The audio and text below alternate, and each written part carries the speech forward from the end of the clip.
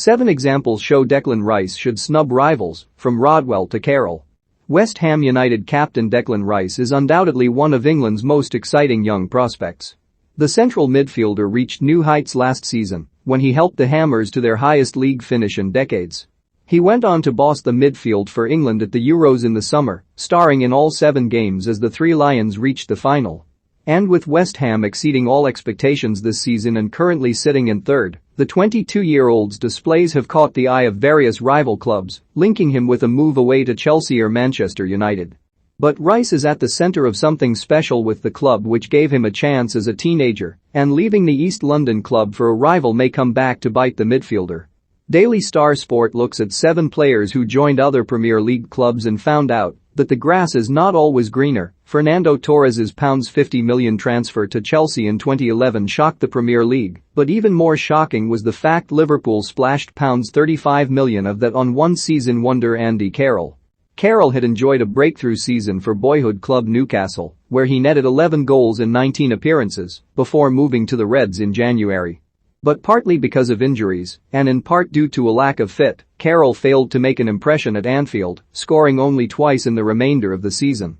Carroll never reached double digits for goals again in his career, providing a valuable lesson in considering where one fits best as a player before seeking a transfer.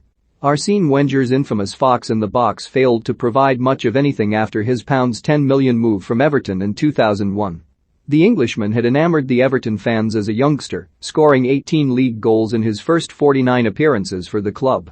He eventually rejected a new contract with the Toffees, deciding to join Giants Arsenal, where injuries and tough competition from the likes of Thierry Henry meant he failed to make an impact in North London.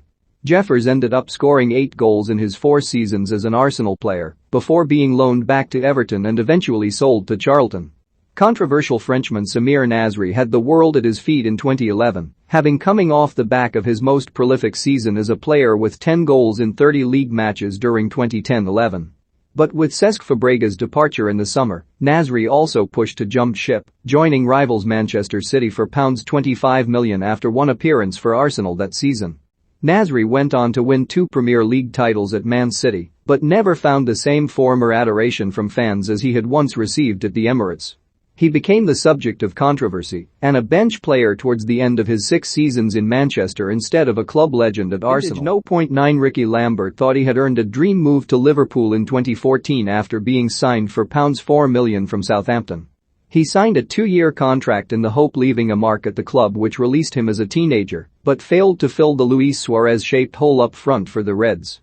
Lambert was sold to West Brom a year later, having scored only 3 goals in 35 appearances.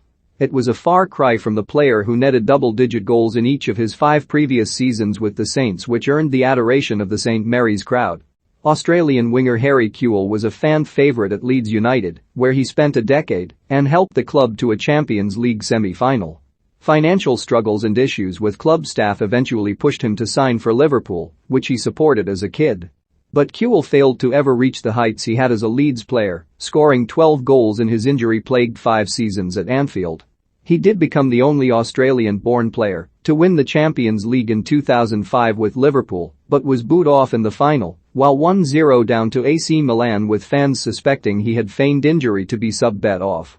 Highly rated winger Shaun Wright-Phillips was superb in his early days as a Manchester City player. He scored 31 goals for the club before a 2005 move to Chelsea changed the course of his career. Wright-Phillips could not recapture the same form that made him stand out at City and scored only 10 in his 3 seasons at Stamford Bridge. While he continued to be selected for England, the diminutive wide man failed to make a lasting impression with the likes of Joe Cole and Arjen Robben ahead of him in the pecking order and returned to City. Jack Rodwell was one of England's most promising youngsters at Everton before a disastrous move to Man City. The midfielder 109 appearances for Everton before signing a 5-year deal with the Etihad club, having joined for a fee of £13 million. His career at Goodison Park had already begun faltering due to persistent injuries, but the City move proved to be the death of his career.